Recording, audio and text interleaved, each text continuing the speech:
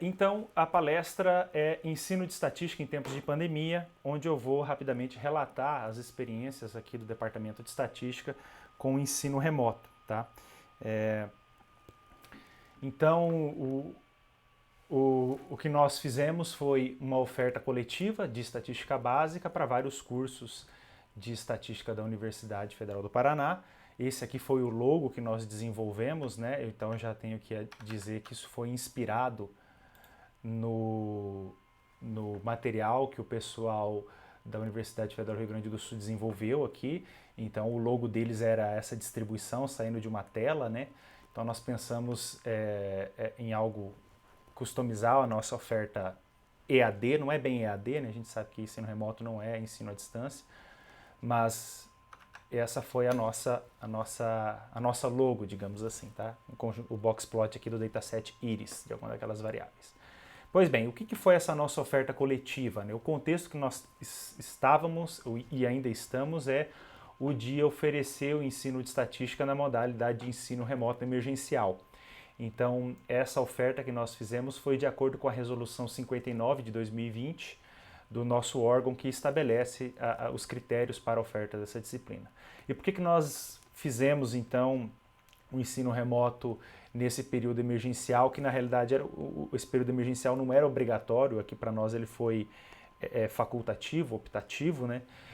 Mas nós oferecemos a disciplina de estatística básica nessa modalidade para tentar de alguma forma mitigar os danos da paralisação devido ao Covid-19, reduzir esses impactos na formação dos alunos, dar a oportunidade de aprendizado para alunos que quisessem, né, e tivessem condições de acompanhar remotamente as disciplinas. Isso também nos permitiu fazer reflexões sobre os métodos de ensino e como, depois da pandemia, utilizar esses recursos dentro de sala de aula, utilizando sala de aula invertida e outras metodologias de ensino. Então, esse ensino remoto também foi uma oportunidade sem precedentes para a gente, professor, para nós professores incorporarmos o conhecimento dessas tecnologias e utilizar essas tecnologias no ensino. Tá? E vai servir também como ferramentas de apoio quando voltarmos para o ensino presencial.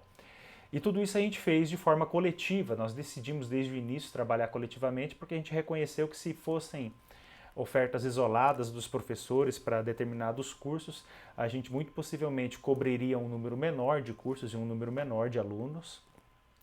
A gente não teria então o mesmo alcance do que uma iniciativa coletiva e todos iriam ter que aprender sozinhos, né, a dominar essas tecnologias. Então o trabalho coletivo foi relevante nesses dois aspectos.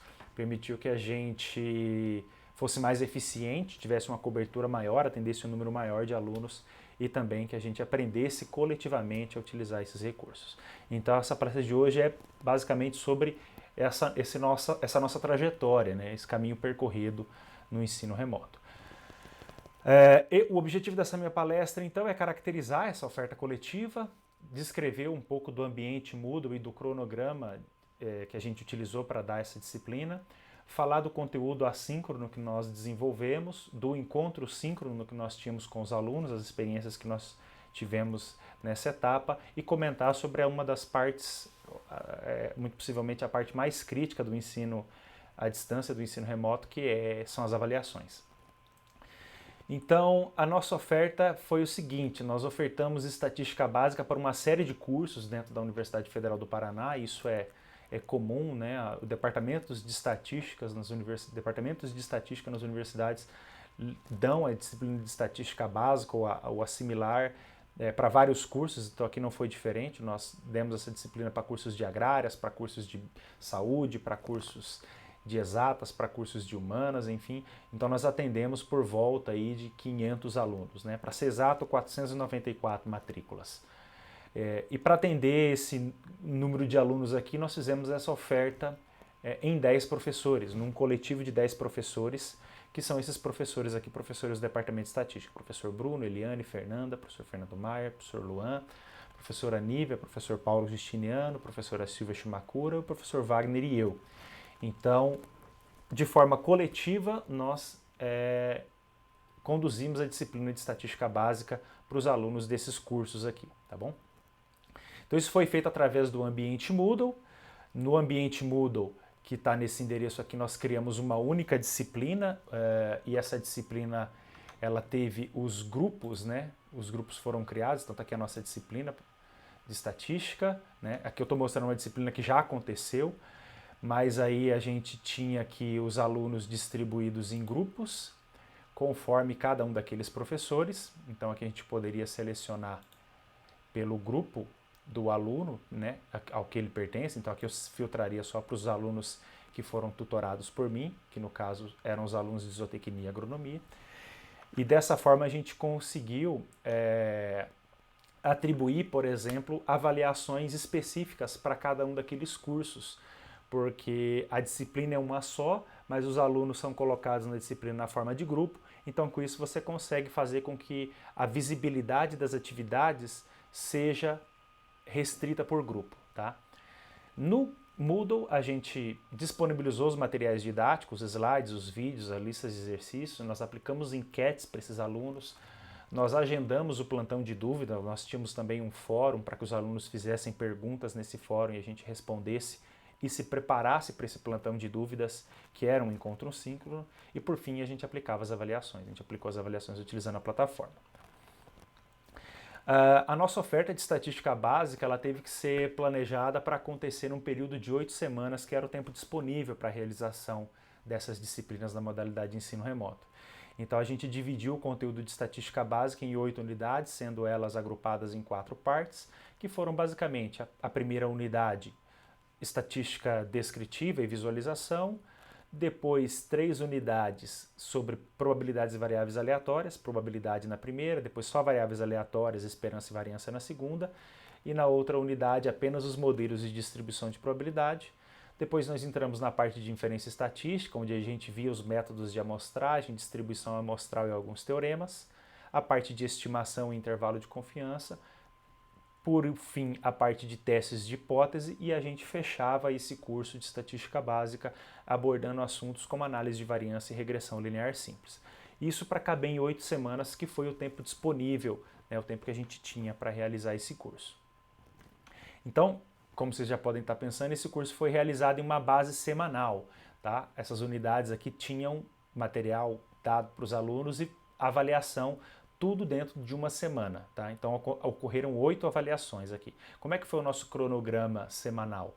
A gente disponibilizava material didático até o final do dia de segunda-feira, então toda segunda-feira às 17 horas todo o material didático estava disponível no Moodle. De segunda até quinta os alunos poderiam fazer perguntas no fórum para que a gente pudesse responder e se preparar para o encontro síncrono. Nesse mesmo período eles preenchiam a enquete, e essa enquete era uma enquete para medir a qualidade do ensino, né? Se os alunos estavam acompanhando, se eles tinham conexão com a internet, que recursos eles estavam utilizando para estudar. Eram perguntas, não eram perguntas sobre os temas da aula, né?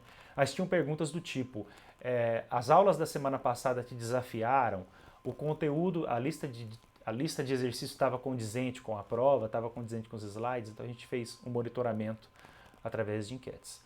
Durante todo o período o aluno fazia os estudos individuais, né? Entre quarta e quinta-feira eram agendados os encontros síncronos com os tutores. Então cada tutor na sua janela de disponibilidade marcava 2 horas de encontro síncrono com os alunos, onde ele atendia os alunos, resolvia dúvidas.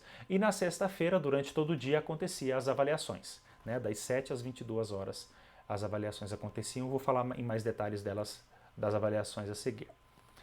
Então essa aqui é a página do Moodle, né? Aqui estão os prints, mas eu já vou mostrar para vocês como que é o nosso, como ficou organizada a nossa página. Ela tinha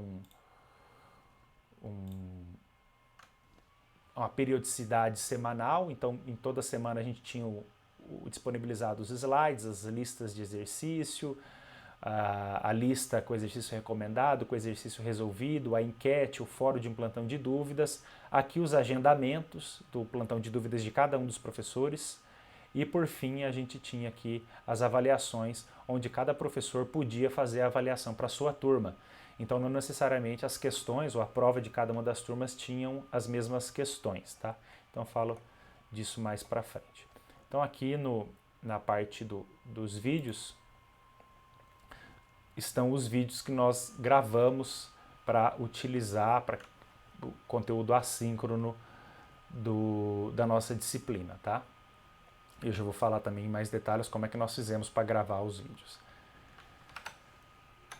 Então o conteúdo assíncrono foi basicamente vídeos, slides e listas de exercício. Então a gente tinha que produzir então os slides para essa disciplina, então tivemos que fazer do zero e aproveitar alguns materiais de alguns professores, então a gente não tinha esse material todo montado que cobrisse o curso na íntegra, tivemos que realizar, e aí para poder gerar esse material em slides nós priorizamos padronização no sentido estético, né, e agilidade para a construção desses slides. Então a opção óbvia para isso foi utilizar o R Markdown. Acredito que vocês já tenham ouvido falar, que é basicamente utilizar uma linguagem de marcação que é o Markdown para escrever o documento, uma linguagem de marcação leve, e aí o R vai converter essa linguagem de marcação, neste caso dos slides, para Beamer, que é LaTeX, né? E aí o resultado final é um arquivo de PDF. Então aqui estão algumas páginas dos slides que nós produzimos, tá? Para ficar com essa estética e ser reutilizado, nós desenvolvemos um template para que todos os professores utilizassem e todos os slides ficassem com a mesma aparência e o mesmo estilo. Isso resultou então em 45 arquivos de slides. Para cobrir aquelas 8 semanas, nós fizemos slides para cada um dos assuntos e no final nós chegamos a um conjunto de 45 arquivos de slides por volta de 30 páginas cada um. Então, se você multiplicar 45 por 30, você já tem uma ideia do número de slides, número de páginas, né, que nós produzimos aí. Então, os slides foram o nosso fio condutor que usamos para a gravação dos vídeos. Os slides, a gente foi comunicado, né, nos treinamentos que participamos, que a gente tinha que se preocupar com a questão dos direitos autorais, das figuras, das imagens que a gente fosse utilizar. Então, para isso, a gente utilizou sempre imagens de sites que tinham licença para o uso das imagens. Então, a maioria das nossas imagens a gente tirou do Pexels.com e de sites semelhantes. E boa parte das ilustrações que foram necessárias, a gente construiu elas utilizando o TIKZ. Tá? O TIKZ é um pacote do LaTeX com o qual a gente consegue fazer desenhos programaticamente, desde desenhos de curvas, de probabilidade, como essas aqui que a gente indica os quantis, as áreas, né?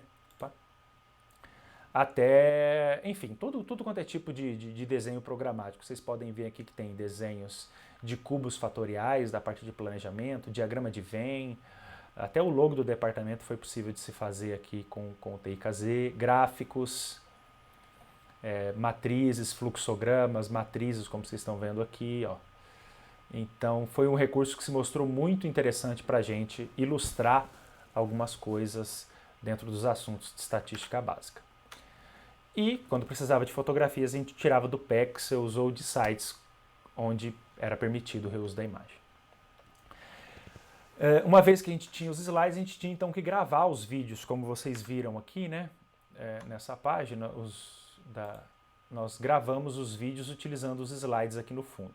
Então, para isso, a gente equipou uma sala aqui, na verdade, a sala de reuniões do departamento, a sala 201 do nosso prédio, e aí isso ganhou o nome de Estúdio 201.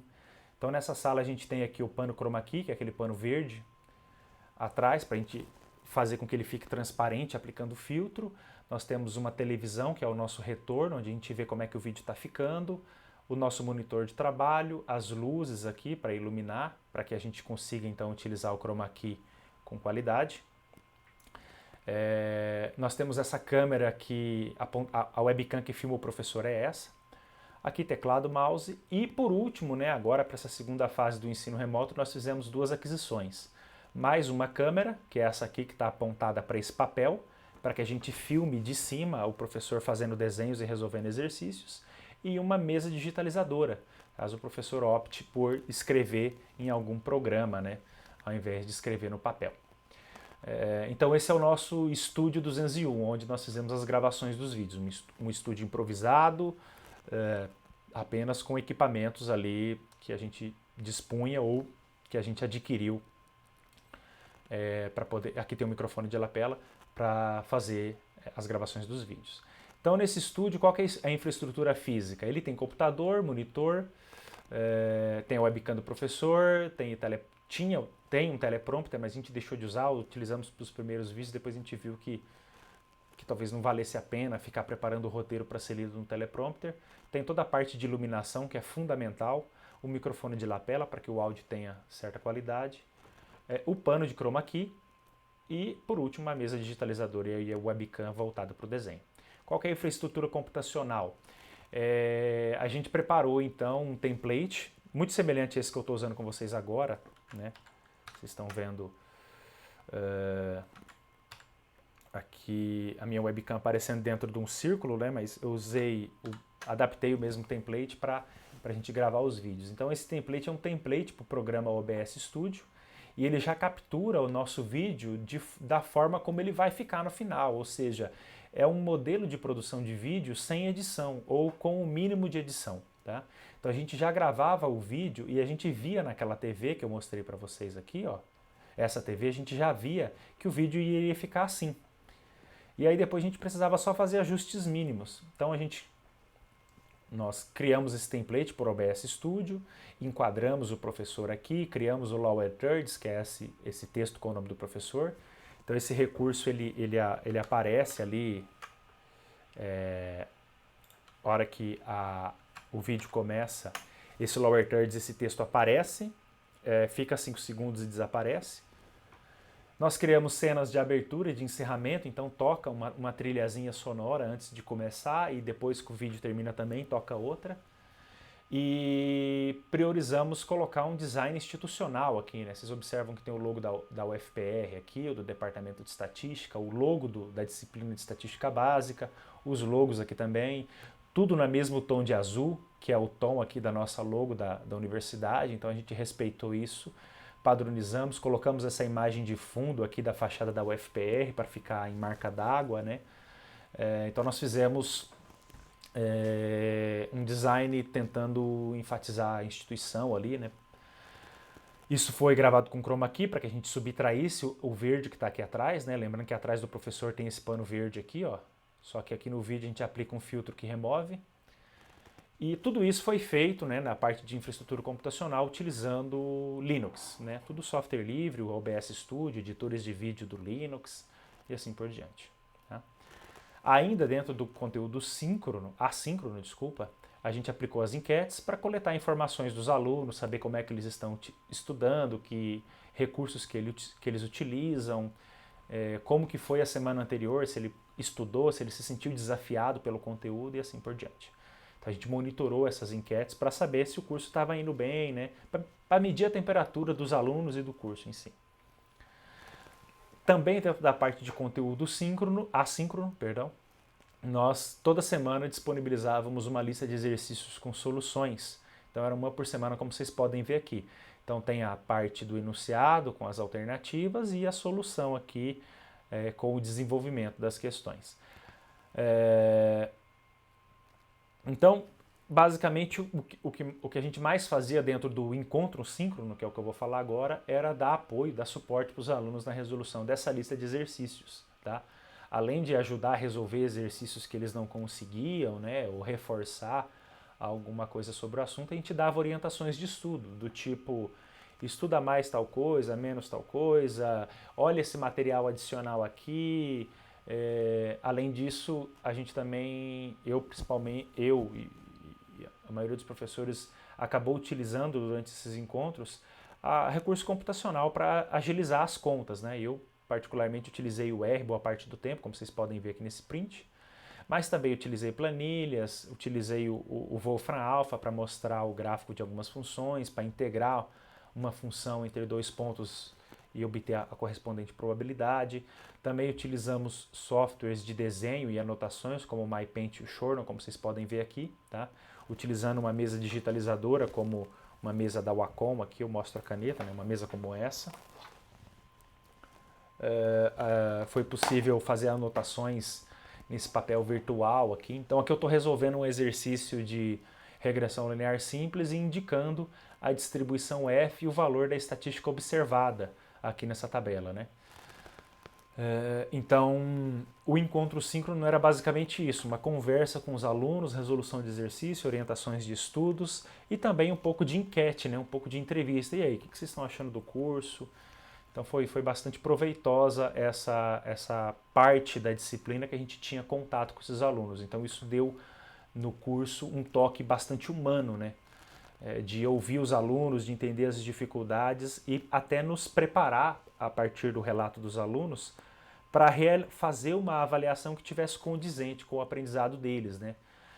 Se você sentisse ali dentro daquela conversa que determinado assunto não ficou muito bem esclarecido, talvez você pudesse dar um peso menor para aquele aluno dentro da avaliação que iria acontecer naquela semana. E aí a gente entra propriamente no assunto das avaliações. As nossas avaliações elas foram semanais, a gente utilizou o framework do pacote Exames do R, que é um pacote que nos dá recursos para realização de avaliação, de provas, né, com questões aleatorizadas.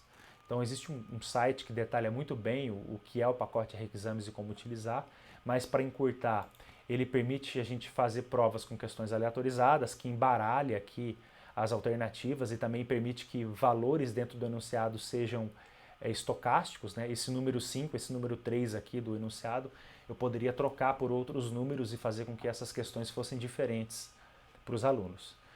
A gente explorou questões de única alternativa, como essas que vocês estão vendo aqui, A, B, C, D, E, onde apenas uma delas é a correta. Questões de VOF, como essas aqui, onde uma quantidade de alternativas é verdadeira e outra quantidade é falsa. E também utilizamos questões do tipo numérica, onde a gente dá um enunciado e o aluno tem que preencher um campo com valor numérico ali dentro. Tá? Foram os 3 tipos de questões que a gente utilizou mais.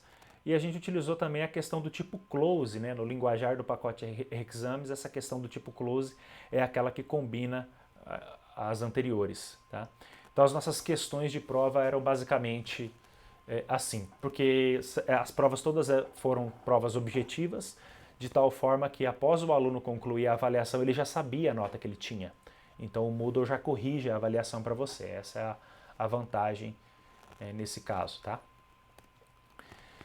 Como fazer questões, a gente trabalhou coletivamente em 10 professores e fazer questões aleatorizadas nesse framework do pacote Exames era uma novidade para a grande maioria desses professores. Nós precisamos dar treinamento, né? Numa fase anterior ao início da disciplina, nós fizemos uma série de treinamentos, uma série de brainstorms para saber como é que a gente ia trabalhar coletivamente para desenvolver esse banco de questões.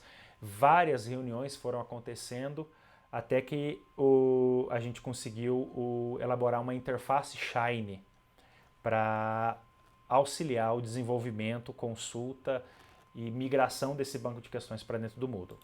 Então o professor Fernando foi o que desenvolveu essa interface. Então eu vou mostrar aqui para vocês rapidamente o que é essa interface.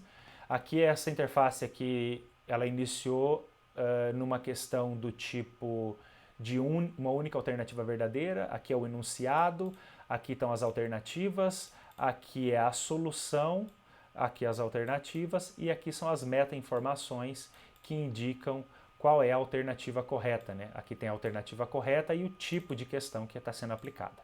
Tá?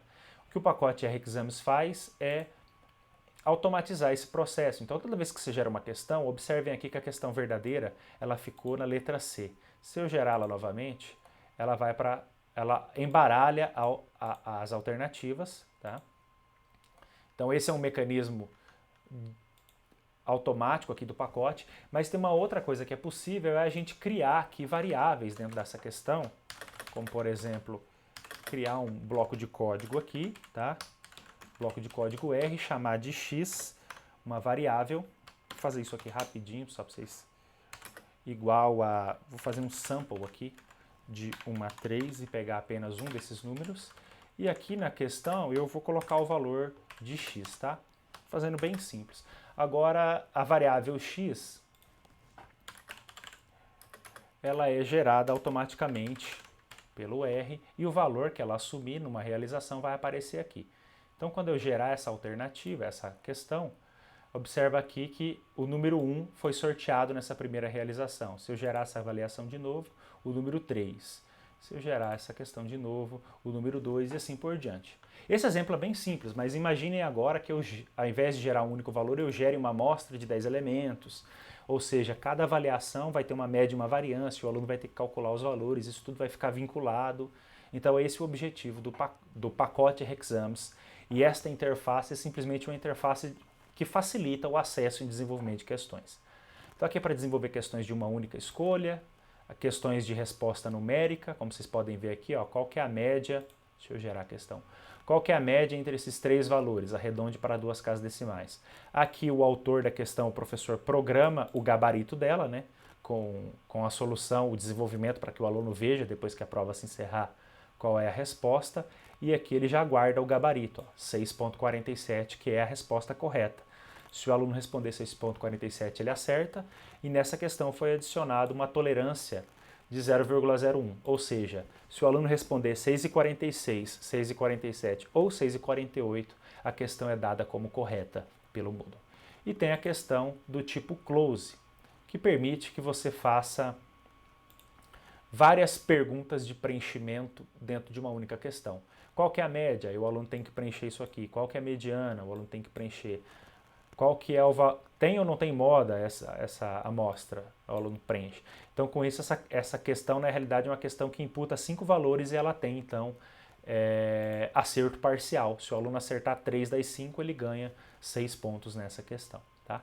Então, essa interface foi para facilitar e permitir que a gente consultasse o nosso banco de questões, que é o que eu vou abrir agora. Tem uma senha aqui, obviamente, porque senão a gente iria correr o risco de vazar, né, de os alunos descobrirem e aí, portanto, verem o gabarito das questões, mas aqui a gente tinha as questões, por exemplo, da unidade 1, então que todas as questões que nós desenvolvemos, e a gente pode escolher uma dessas questões para mostrar. Deixa eu mostrar essa aqui, ó. Renderizar questão. Então essa aqui é uma questão feita para a unidade 1, que é a unidade de análise descritiva, cujo nome é esse. A gente criou uma padronização, WZ foi porque eu fiz essa questão, do tipo single choice, e o título dela é qual o boxplot da amostra. Essa questão dá uma amostra de valores para o aluno e pergunta qual desses 5 boxplot é o boxplot correto para essa amostra aqui. E aí o aluno faz as contas necessárias para descobrir, né, qual é a verdadeira questão. Uma vez que o professor decide usar essa questão ou verifica que ela contém algum erro, ele pode baixar o arquivo fonte dela para editar no computador. Então aqui está o arquivo fonte da questão. Editar a questão, tá? Modificar onde tem erro e programar. Veja que, diferente daquele primeiro exemplo que eu fiz, ó, toda essa parte aqui programa o mecanismo de aleatorização dessa questão. Então às vezes não. Geralmente, em 99% das vezes, não é trivial fazer uma questão aleatória como essa. Veja o tanto de código que tem aqui para que a gente construa o boxplot correto para aquela amostra e boxplots errados, mas que não sejam assim tão absurdamente fáceis de identificar que são os errados, entende? Aqui a gente pode escolher quantas questões a gente quer, como essa. Eu vou gerar aqui um arquivo com 15 realizações dessa questão. O que são 15 realizações dessa questão? É a mesma questão, com o mesmo enunciado, o mesmo estilo de resolução, só que essa amostra de valores aqui muda, e muda, obviamente, o gráfico correspondente e muda, obviamente, qual que é a alternativa correta. Ora vai ser a A, ora vai ser a B, ora vai ser a C. Clicando aqui, você baixa o XML e esse arquivo você faz o upload dele lá no Moodle, tá? E aí, uma vez que você fizer o upload, eu não vou baixar aqui, mas uma vez que você faz o upload desse arquivo no Moodle, você consegue alimentar lá no banco de questões, incluir aquelas 15 versões daquela questão no banco de questões, para que então você utilize ela na prova. Tá? Então aqui, ó, eu subi 10 questões, aqui estão as 10 realizações daquela questão. Eu posso, por exemplo, abrir essa aqui, ó, pré-visualizar. Essa é a realização número 1, cuja amostra começa com o número 35. Esta aqui é a realização número 2, cuja amostra começa com o número 40. Mas vejam, a questão é desenvolvida, resolvida utilizando o mesmo algoritmo, a mesma sequência de etapas, né? Então não é uma questão totalmente diferente da primeira. Então essa interface o professor Fernando desenvolveu, a gente utilizou ela para facilitar o desenvolvimento das questões, corrigir as questões, procurar as questões, exportar e importá-la no Moodle para que a gente pudesse utilizar nas avaliações. As nossas avaliações eram avaliações que tinham de 5 a 8 questões aleatorizadas, ou seja, o aluno recebia uma daquelas 10 possibilidades para aquela questão do box plot. Ele tinha das 7 às 22 horas dentro do dia para fazer essa avaliação. Ele podia fazer 2 tentativas e cada tentativa tinha 2 horas de duração. Então o aluno poderia entrar às 8 da manhã, realizar a primeira tentativa das 8 às 10, encerrar, olhar a nota que ele tirou, vamos supor que ele tirou 7, decidir fazer uma segunda tentativa, então ele poderia começar a segunda tentativa às 15 horas e concluir ela até às 17 horas, e aí ele iria ficar com a maior nota das 2 tentativas. Nessas avaliações, a gente sabia, e era expressamente permitido, utilizar computadores, fazer consultas na internet, rever os vídeos, rever os slides, até mesmo consultar os colegas para realizar as provas, porque a gente não tinha, de certa forma, nenhum mecanismo de controle que pudesse impedir essas ações. Então a gente já fazia a prova pensando nisso. As nossas provas, a gente já assumia que o aluno iria utilizar o computador para resolver os exercícios. Então a gente, por exemplo, não se preocupava, ou sabia que a gente desse uma amostra de tamanho 10 ou uma amostra de tamanho 50, não haveria uma dificuldade muito maior para o aluno, porque ele não iria digitar os valores um a um, ele iria recortar e colar, por exemplo, no Excel para calcular uma média. Então as regras do jogo mudaram para as avaliações e a gente tentou no máximo acompanhar essa mudança para que a gente fizesse avaliações que fossem de certa forma um desafio para os alunos. Tá? Então as avaliações são um ponto mais crítico. Eu sei que eu falei brevemente a respeito disso aqui, de como foi toda essa questão, mas foi de extremo auxílio, né, o uso do pacote Exams, sem o qual a gente não teria provas aleatorizadas, teriam provas iguais, e aí os alunos possivelmente poderiam ter práticas anti-acadêmicas, né, de autossabotagem do ensino-aprendizado, aí, vendo provas de outros alunos. E essa interface nos auxiliou bastante nesse processo de realizar as avaliações. Seguramente, mais da metade do nosso tempo dedicado a essa oferta de estatística remota foi para a realização das avaliações, sem dúvida. Tá? Com isso eu chego meio que no final da minha explanação aqui. Eu quero então agradecer a todos os participantes dessa palestra e aos organizadores do evento pela oportunidade que foi dada aqui. Agradecer ao Departamento de Estatística que conjuntamente deu as mãos diante desse desafio do ensino remoto e conseguimos então atender 500 alunos ali num grupo de 10 professores bastante dedicados a essa tarefa e com vontade de aprender, né, e de superar esses desafios. Temos que agradecer também às equipes aqui da UFPR pelos treinamentos, né? A gente tivemos alguns treinamentos com algumas pessoas dessa área de treinamentos e de ensino à distância, mas em especial o Celso Ishida, pelo suporte com o Moodle da UFPR, que nos ajudou a entender como é que o Moodle funciona, que nos auxiliou a dividir os alunos por turma e aplicar essas atividades. Tá? Então eu deixo aqui os meus contatos para maiores esclarecimentos sobre detalhes dessa oferta. E também comento que os templates para slides e a parte de OBS Studio que nós fizemos se encontram disponíveis, caso vocês queiram solicitar, para que vocês possam utilizar e adaptar para fazerem, de certa forma, algo semelhante. Tá? Então, era isso para o encontro de hoje aí.